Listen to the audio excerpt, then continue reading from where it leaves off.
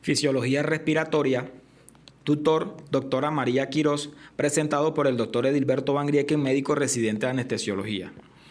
El día de hoy nos toca el tema número 9, temas a tratar: alteraciones del intercambio gaseoso, ventilación a presión positiva, concepto físico de presión alveolar, presión transpulmonar y retorno venoso. Alteraciones del intercambio gaseoso.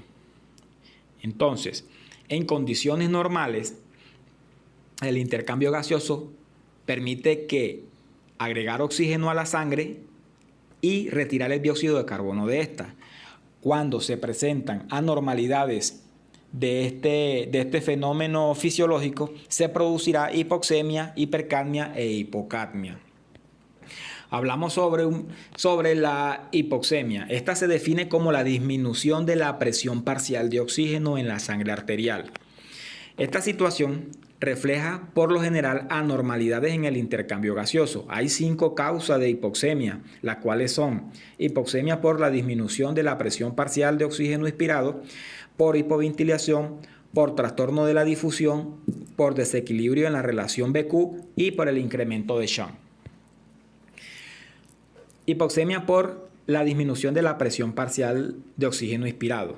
Según la ecuación del gas alveolar, la presión parcial de oxígeno es dependiente de la diferencia. Ahí vemos en la ecuación, presión parcial de oxígeno inspirado es igual a presión atmosférica menos presión a vapor de agua por fracción de inspiración de oxígeno menos presión parcial de dióxido de carbono. Entonces, como la presión parcial de oxígeno depende de la presión parcial de oxígeno y la presión parcial de oxígeno es igual a presión parcial de oxígeno menos la diferencia alveolo arterial de oxígeno, cualquier disminución de la presión parcial de oxígeno produce una hipoxemia.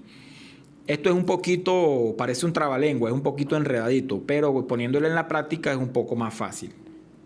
Hipoxemia por hipoventilación.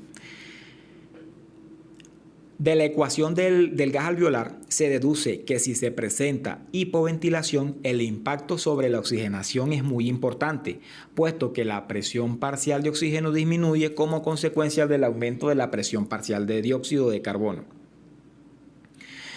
Se establece entonces que este tipo de hipoxemia es secundario no a la modificación de la presión atmosférica ni de la concentración de oxígeno, sino de un trastorno de la ventilación. Hipoxemia por trastorno de la difusión.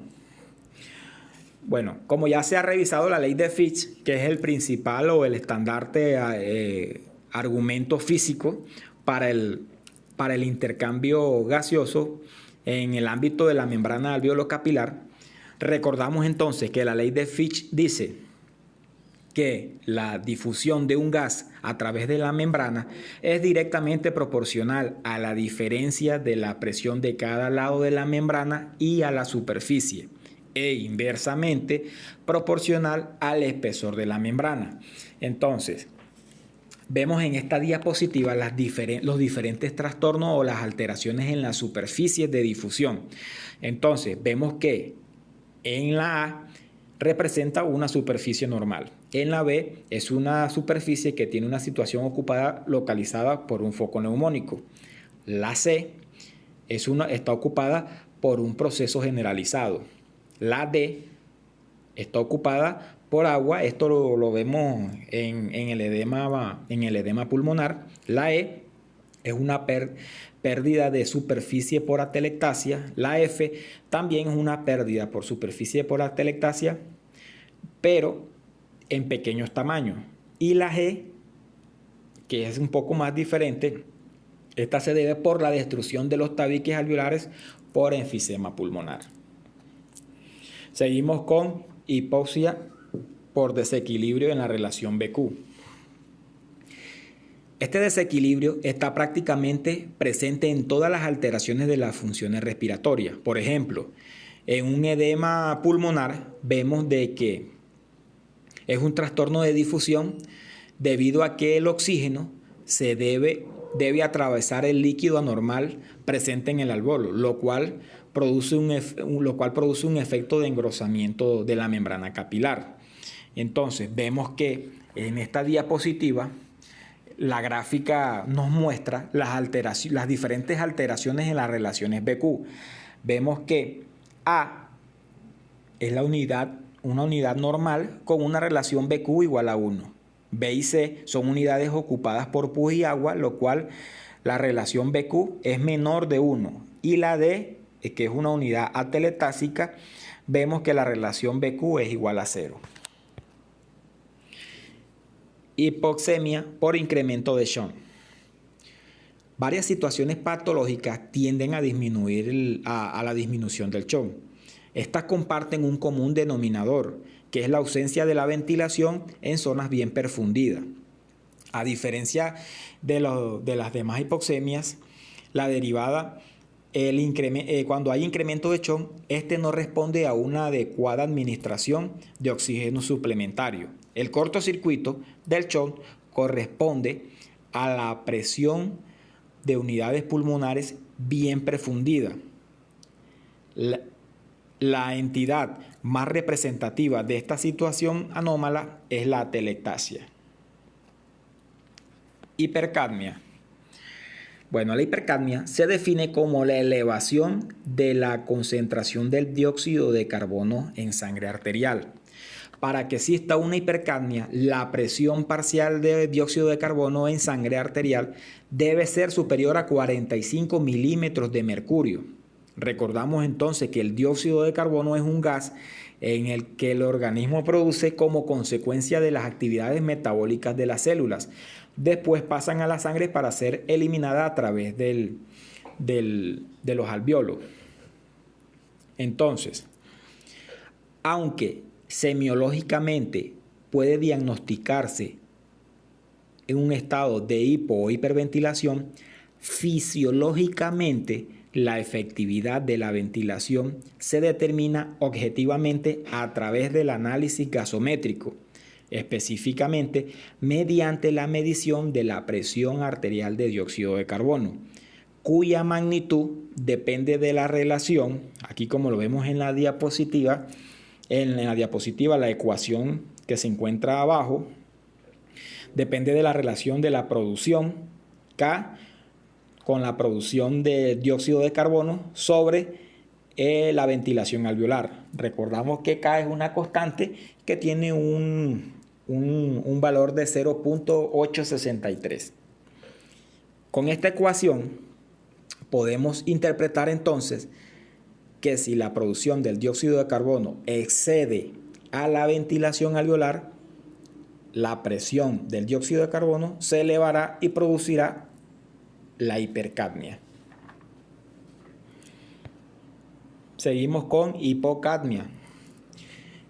Entonces, la hipocapnia se define como la disminución en los niveles de dióxido de carbono en la sangre arterial. Entonces, muy diferente aquí en esta situación, porque si la ventilación alveolar excede a la producción de dióxido de carbono, la situación que se presenta por lo general en aquellos casos es que el sistema respiratorio está obligado a la eliminación de la carga generada por la acidosis metabólica.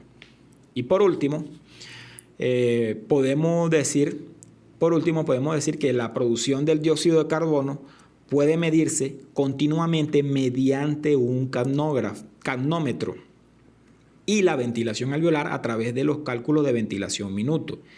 Conociendo ese valor, podemos decir, aquí arribita vemos la ecuación, volumen corriente es igual a volumen total por frecuencia respiratoria, y volumen alveolar es igual a volumen total menos frecuencia respiratoria menos el volumen del espacio muerto anatómico menos frecuencia respiratoria.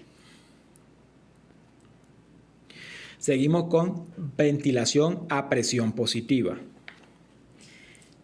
El sistema de ventilación positiva se basa en la presurización de un volumen de aire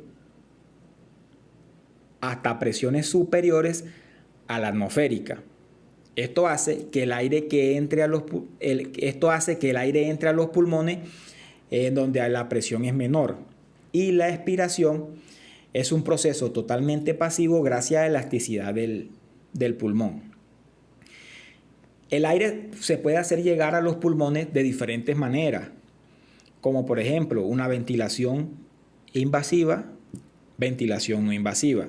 En la invasiva lo vamos a hacer por medio de tubos endotraqueales, orotraqueales, nasotraqueales, como vemos aquí en la imagen. Y la ventilación no invasiva la podemos hacer con los BBM. Bueno, ya hablando de esto, muchas alteraciones ocurren durante la ventilación mecánica, hablando fisiológicamente. Estas alteraciones principalmente de los cambios de patrones de la presión originada por la ventilación a presión positiva, lo cual forma un estado transitorio de condiciones fisiológicas no fisiológicas e incluso antifisiológicas. Esto se debe a que la fase inspiratoria se produce con presiones supraatmosféricas y la fase expiratoria solamente presenta cambios notables en los patrones de presión y tiempo. Vemos aquí en esta diapositiva, vamos a ver aquí lo que ocurre con las altas presiones y lo que pasa en cada una de ellas. Vemos que en la figura A vemos una curva de presión-tiempo durante una ventilación espontánea, mientras que la B vamos a ver que la curva es diferente, ya que esta muestra una curva que es característica en la ventilación mecánica. Ahora, hablando sobre los efectos adversos que tiene la presión positiva, decimos que así como hay beneficios, también hay efectos adversos. Entre ellos, a nivel del pulmón, se producen barotrauma, volutrauma, biotrauma y atelectrauma. Entonces, cuando se produce barotrauma, se presenta principalmente por el aumento de la presión de la meseta por encima de 35 centímetros de agua. Cuando se presenta volutrauma, esta es una consecuencia del uso de volumen suprafisiológico que lesiona las uniones intercelulares del epitelio alveolar, lo cual este fenómeno da inicio a las manifestaciones con el aumento de presiones. La telectasia es debido al movimiento repetitivo entre la posición de subventilación y una máxima ventilación. Y biotrauma,